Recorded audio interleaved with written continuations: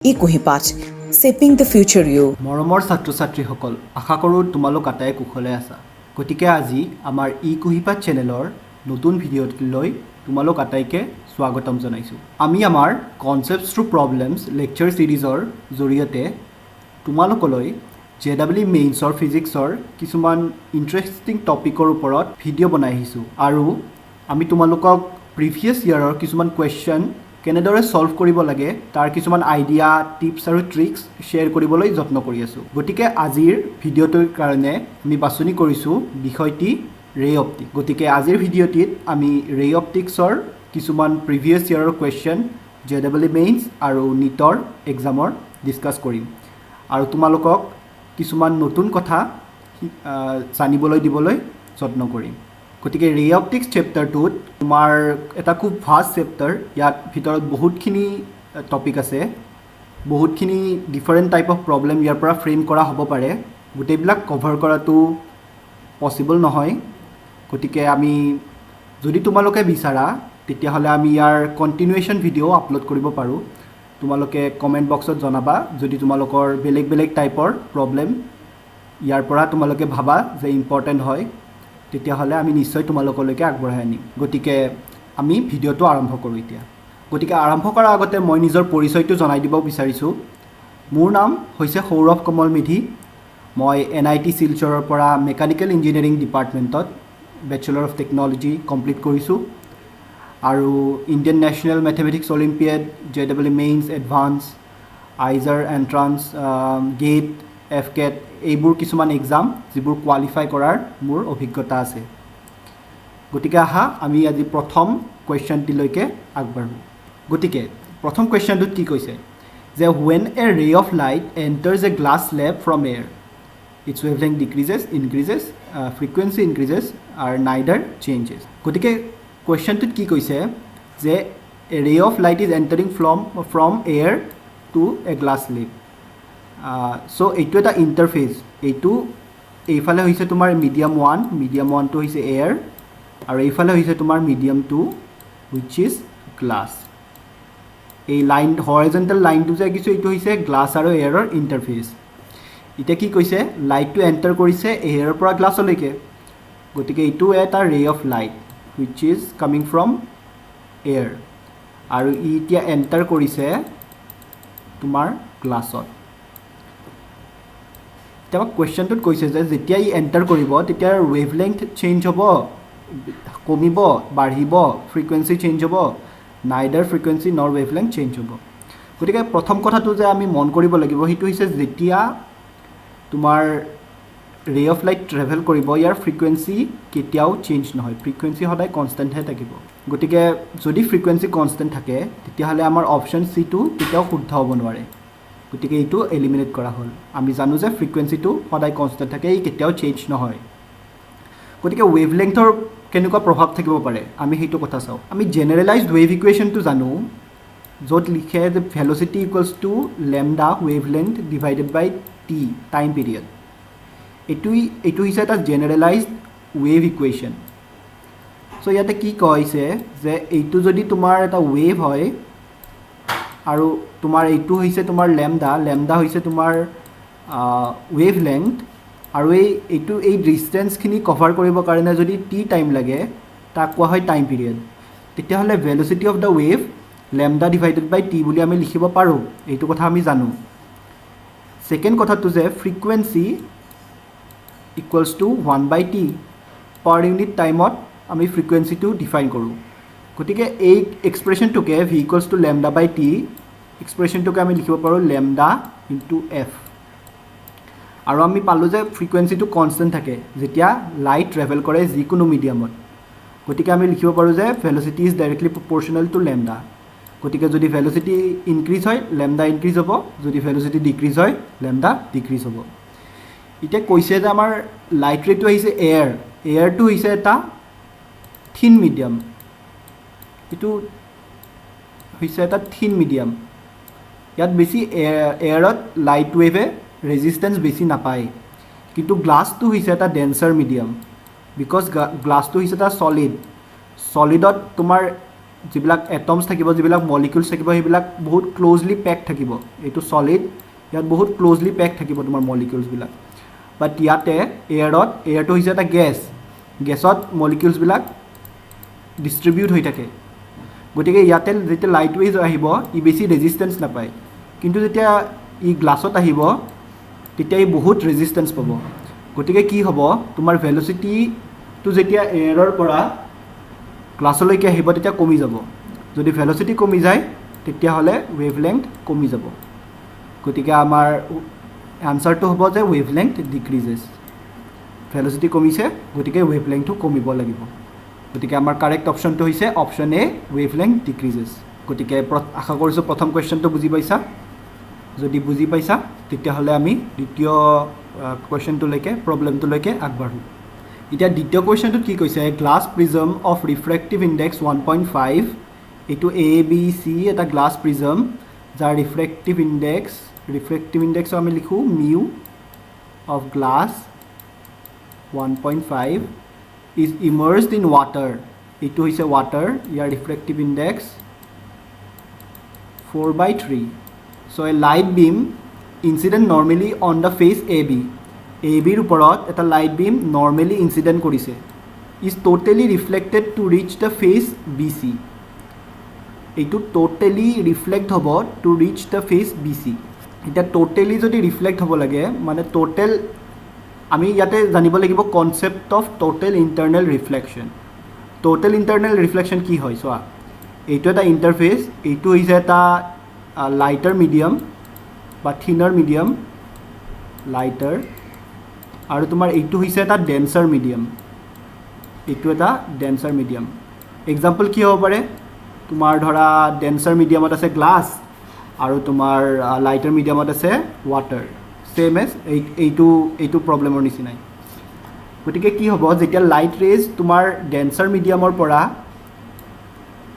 Lighter মিডিয়ামলৈকে আহে তেতিয়া ইয়াৰ ৰিফ্ৰেকশ্যনৰ কাৰণে ই যিটো নৰ্মেলত আহিব তাৰ পৰা ই ডেভিয়েট কৰে এইটো যদি ইনচিডেন্স এংগল এইটো ৰিফ্ৰেকশ্যন এংগল এনেকৈ যেতিয়া তোমাৰ এই এংগলৰ ভেলুটো তোমাৰ বাঢ়ি গৈ থাকে তেতিয়া এইটোৰ এংগলো এইটোৰ ভেলু বাঢ়ি গৈ থাকিব এটা এনেকুৱা টাইম আহিব যেতিয়া ই ইণ্টাৰফেচটোৰ পেৰেলেলি মুভ কৰিব মানে এই এংগলটো 90 ডিগ্ৰী হৈ যাব এইটোক কয় ক্ৰিটিকেল এংগল এই যিটো এংগল হ'ব এংগল অফ ইনচিডেন্স সেইটোক ক'ব ক্ৰিটিকেল এংগলে কি হয় তোমাৰ ইণ্টাৰফেচ দুয়োটা মিডিয়ামৰ ইণ্টাৰফেচটোৰে মুভ কৰে বাট ইয়াৰ ক্ৰিটিকেল এংগলতকৈ যদি অকণমান আমি ভেলুটো বঢ়াই দিওঁ ইনচিডেন্স এংগলৰ তেতিয়া ই কি হ'ব যিটো মিডিয়ামৰ পৰা আহিছে সেইটো মিডিয়ামতে আকৌ উভতি যাব মানে ইয়াৰ টোটেল ইণ্টাৰনেল ৰিফ্লেকশ্যন হৈ যাব ই এটা মিডিয়ামৰ পৰা ছেকেণ্ড মিডিয়ামটোলৈকে যাব নোৱাৰা হৈ যাব গতিকে আমাক ইয়াতে সুধিছে যে যদি হ'ব লাগে টোটেলি ৰিফ্লেক্ট তেতিয়াহ'লে এই থিটাৰ ভেলুটো কিমান হ'ব লাগিব আমি জানো যে ক্ৰিটিকেল এংগল থিটা ভেলুটো কেনেকৈ দিয়ে ইজ ইকুৱেল টু তোমাৰ mu of lighter medium divided by mu of denser medium এতিয়া লাইটাৰ মিডিয়ামটো কি আছে আমাৰ লাইটাৰ মিডিয়ামটো আছে আমাৰ ৱাটাৰৰ কিমান 4/3 আৰু আমাৰ ডেন্সাৰ মিডিয়াম কি আছে আমাৰ ডেন্সাৰ মিডিয়ামটো আছে গ্লাছৰ 1.5 হ'লে তোমাৰ 3/2 চ' আমি যদি এইটো উলিয়াওঁ ইয়াৰ ভেলু পাম 8/9 গতিকে ক্ৰিটিকেল এংগলতকৈ যেতিয়া কম হয় তেতিয়া ই দ্বিতীয় মিডিয়ামটোলৈকে গুচি যাব বাট যদি ক্ৰিটিকেল এংগলতকৈ এংগল অফ ইনচিডেন্সৰ ভেলুটো বেছি হয় তেতিয়া ই ছেম মিডিয়ামটোতে ইয়াৰ ৰিফ্লেকশ্যন হ'ব গতিকে যদি হ'ব লাগে ইয়াতে সুধিছে হ'ব লাগে তেতিয়াহ'লে কিমান ভেলু হ'ব লাগিব তেতিয়াহ'লে সাইন থিটাৰ ভেলুটো সদায় greater than or equal to 8/9 গতিকে এইটো হৈছে আমাৰ অপশ্যন এ কাৰেক্ট আনচাৰ গতিকে আমি তোমাক এডিশ্যনেল কথা এটা কৈ দিব খুজিছোঁ যে টোটেল ইণ্টাৰনেল ৰিফ্লেকশ্যনটো যিটো সেইটো ক'ত ইউজ হয়, ক'ত আমাৰ ইয়াৰ ইউজফুলনেছ আমি ক'ত দেখা পাওঁ। গতিকে আই থিংক তোমালোক সকলোৱে জানা ফাইবাৰ কেবলৰ কথা। কাৰোবাৰ যদি ঘৰত ইণ্টাৰনেট কানেকশ্যন আছে, জিঅ' ফাইবাৰ আছে, তেতিয়া তাতে তোমালোকে দেখা যায় এডাল বহুত সৰু থিন ৱায়াৰ এডাল দি যায় তোমালোকৰ মেইন খুঁটাৰ পৰা তোমালোকৰ ঘৰলৈকে এডাল সৰু থিন ৱায়াৰ এডাল কানেক্ট কৰে। সেইডাল হৈছে এডাল fibre optic cable. Fibre optic cable মানে তাতে টোটেল ইণ্টাৰনেল ৰিফ্লেকশ্যনৰ প্ৰিন্সিপলটো ইউজ কৰে। তাতে ইনফৰমেশ্যন প্ৰভাইড কৰে লাইটৰ জৰিয়তে। কেনেকৈ কৰে যে ইয়াতে যিটো ইয়াৰ ষ্ট্ৰাকচাৰটো এনেকুৱা যে ইয়াতে যিটো লাইট ৱেভ আহিব সি ছেকেণ্ড মিডিয়ামত কেতিয়াও পাছ হ'ব নোৱাৰে। ইয়াৰ সদায় ক্ৰিটিকেল এংগলতকৈ ইয়াৰ এংগল অফ ইনচিডেঞ্চটো সদায় বেছি হয়। গতিকে ই ছেম মিডিয়ামটোতে ই টোটেলি ইণ্টাৰনেল ৰিফ্লেক্ট হৈ কিনে গৈ থাকে আগলৈকে। গতিকে যেতিয়া ই গৈ থাকিব তেতিয়া ই ইনফৰমেশ্যন পাছ কৰি থাকিব। আৰু ইয়াৰ ওপৰত এটা ক্লেডিং বুলি এটা তোমাৰ এটা ক্লেডিং থাকে, এইটোক কোৱা হয় ক্লেডিং বুলি এটা তৰপ থাকে তোমাৰ কেবল ফাইবাৰটোৰ ওপৰত। গতিকে ইয়াৰ ষ্ট্ৰাকচাৰটো এনেকুৱা যে সদায় ইয়াৰ টোটেল ইণ্টাৰনেল ৰিফ্লেকশ্যন হ'ব ফাইবাৰ অপটিক কেবলটোৰ ভিতৰত। গতিকে ডেট ৱে তোমাৰ লছ যিটো হয় লছটো বহুত মিনিমাম হয় আৰু তোমাৰ খুব ফাষ্ট ইনফৰমেশ্যন ট্ৰান্সফাৰ কৰিব পাৰি। গতিকে এইটো হৈছে এটা টোটেল ইণ্টাৰনেল ৰিফ্লেকশ্যনৰ এটা বহুত ইউজফুল এক্সাম্পল যিটো আমি নৰ্মেল ডে টু ডে লাইফত দেখোঁ। গতিকে আমাৰ কুৱেশ্যনৰ আনচাৰটো হৈছে অপশ্যন এ কাৰেক্ট। গতিকে আশা কৰিছোঁ তোমালোকে এইটো বুজি পাইছা আৰু এই ফাইবাৰ অপটিক কেবলৰ কথাটো বুজি পাইছা। যদি বুজি পোৱা নাই তোমালোকে নেটত চাই ল'ব পাৰা, এইটো খুব এটা ইণ্টাৰেষ্টিং টপিক হয়, তোমালোকে বহুতখিনি কথা জানিব পাৰিবা। গতিকে আমি নেক্সট কুৱেশ্যনটোলৈকে আগবাঢ়োঁ। নেক্সট কুৱেশ্যনটোত কি কৈছে, a given ray of light suffers minimum deviation in an equilateral prism P. এইটো এটা ইকুইলেটাৰেল মানে তিনিওটা ছাইড ছেইম, তিনিওটা বাহুৰ value same. Prism P additional prism Q and R of identical shape, এই দুয়োটা পিৰ নিচিনা একে identical shape and also' of same material as P, মেটেৰিয়েলো same, are now added as shown in the figure. The ray will now suffer greater deviation, no deviation, same deviation as before, নহ'লে total internal reflection. গতিকে ইয়াতে কি কৈছে চোৱা, প্ৰথম কথাটো কৈছে given ray of light suffers minimum deviation in an equilateral prism P. এইটো এটা প্ৰিজম P আছে, ইয়াত এটা লাইট ৰে ইনচিডেণ্ট কৰিছোঁ। মিনিমাম ডেভিয়েশ্যন, ইয়াতে কিৱৰ্ডটো হৈছে মিনিমাম ডেভিয়েশ্যন। মিনিমাম ডেভিয়েশ্যনটোতে গোটেই খেলাটো সোমাইছে। তোমালোকে যদি থিয়ৰী পঢ়িছা জানিবা যে মিনিমাম ডেভিয়েশ্যন যেতিয়া হ'ব প্ৰিজম এটাত, সদায় তোমাৰ যিটো লাইট ৰে আহিব যেতিয়া সি প্ৰিজমৰ মাজেৰে মুভমেণ্ট কৰিব, সদায় parallel to the bottom surface হ'ব। এইটো ছাৰ্ফেচত সদায় পেৰেলেল হ'ব। গতিকে প্ৰথম আছিলে তোমাৰ এটা লাইট ৰে এটা আহিছে ইকুইলেটাৰেল প্ৰিজমত মিনিমাম ডেভিয়েশ্যন হৈছে। এইটো যদি মিনিমাম ডেভিয়েশ্যন হ'ব লাগে মানে ইয়াৰে যেতিয়া ই ওলাই যাব এই থিটা এংগলৰ ভেলুটো সদায় মিনিমাম ভেলুৰ কাৰণে এইটো সদায় এই বেছৰ পেৰেলেল হ'ব লাগিব। কিন্তু ইয়াতে কি সুধিছে যে যদি মিনিমাম ডেভিয়েশ্যন হৈছে তেতিয়াহ'লে তাৰপিছত যদি আমি কিউ আৰু আৰ দুটা আইডেণ্টিকেল প্ৰিজম ইয়াৰ লগত লগাই দিওঁ আৰু ইয়াৰ মেটেৰিয়েলো ছেম, তেতিয়াহ'লে ৰেটোৰ গ্ৰেটাৰ ডেভিয়েশ্যন হ'ব নে ন' ডেভিয়েশ্যন হ'ব নে কি হ'ব আমাক সুধিছে। গতিকে প্ৰথম কথাটো তুমি চোৱা যে যেতিয়া আমি কিউ আৰু আৰ ইয়াৰ লগত এড কৰিছোঁ আৰু কিউ আৰু আৰৰ মেটেৰিয়েল ছেইম প্লাছ সিহঁতৰ শ্বেপো ছেইম, গতিকে ইয়াতে কি হ'ব যে ই ইনডিষ্টিংগুইচেবল মিডিয়াম, মানে এই গোটেই মিডিয়ামটো এটা ছেইম মিডিয়াম হৈ গ'ল। এতিয়া এই গোটেই পি কিউ আৰটো এটা ছেইম মিডিয়াম হিচাপে এক্ট কৰিব। যদি ছেইম মিডিয়াম হিচাপে এক্ট কৰে তেতিয়া যেতিয়া পি আৰু কিউ ইণ্টাৰফেচত আহিব ইয়াৰ কোনো ডেভিয়েশ্যন নহয়, কাৰণ এইটো এটা ছেইম মিডিয়াম, এইটো এটা কনষ্টেণ্ট ইউনিফৰ্ম মিডিয়াম। গতিকে এই লাইট ৰেটো যিটো পেৰেলেল আহিছে সি পেৰেলেলে মুভ কৰিব মুভ কৰি এতিয়া চোৱা তুমি এইখন ফেজ আৰু এইখন ফেজ আইডেণ্টিকেল বুলি আমাক কৈছে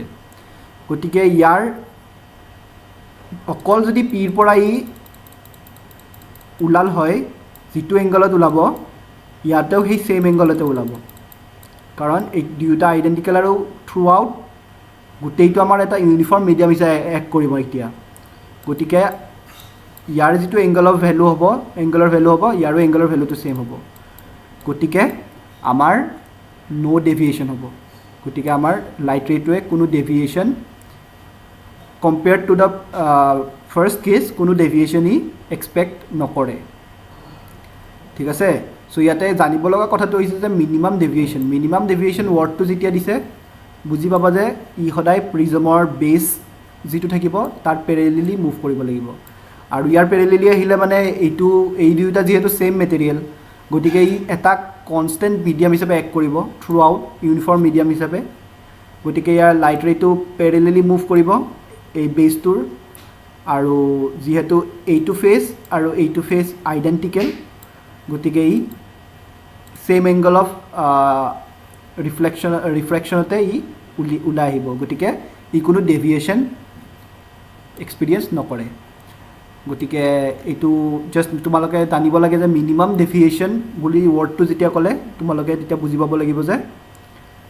ই সদায় বেছটোৰ পেৰেলেলি আহিব গতিকে সেইটো কথা যদি বুজি পোৱা খুবেই ইজি কুৱেশ্যন খুব 1 ছেকেণ্ডত ছল্ভ কৰিব পৰা কুৱেশ্যন ঠিক আছে এইটো আহিছিলে AIEEE 2001 ঠিক আছে আমি এতিয়া নেক্সট কুৱেশ্যনটোলৈকে আগবাঢ়োঁ তোমালোকে যিহেতু এইটো বুজি পাইছা এইটো হৈছে CPMT 1998ত আৰু ইয়াত কি কৈছে যে plane mirror is placed horizontally on a ground level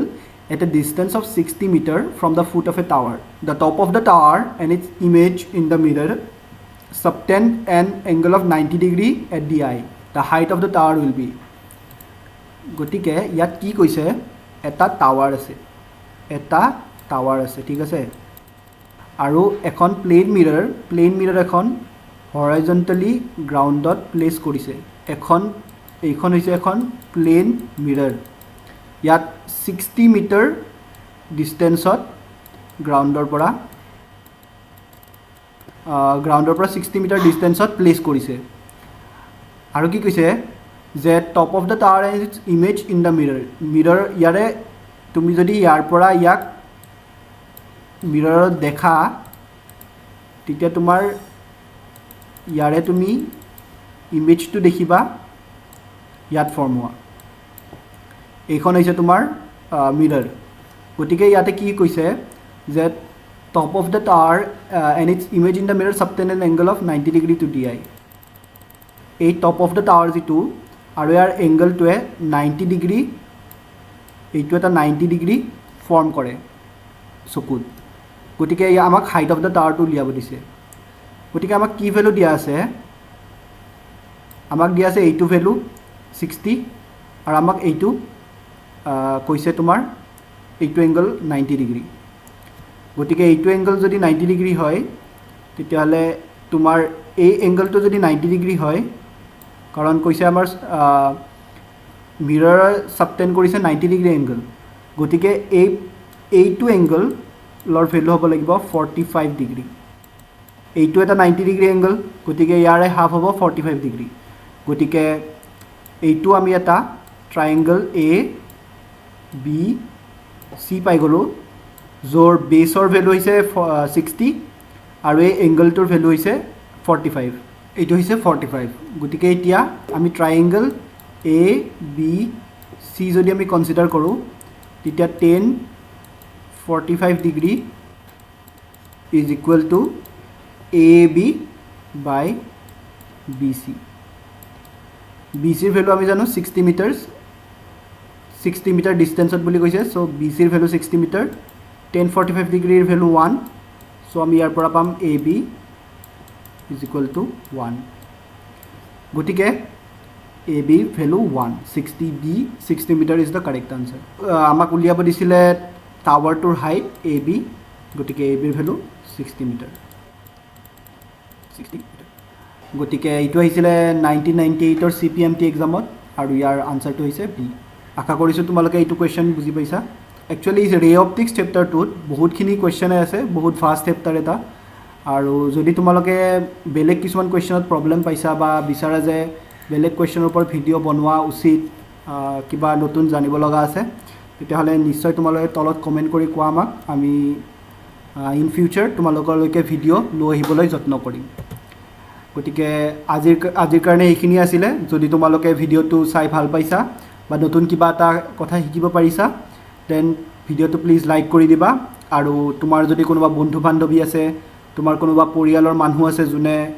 JEE mains, NEET এনেকুৱা এক্সামবোৰৰ বাবে প্ৰিপেৰেশ্যন কৰি আছে, গতিকে তেওঁলোকলৈকে ভিডিঅ'টো শ্বেয়াৰ কৰি দিয়া,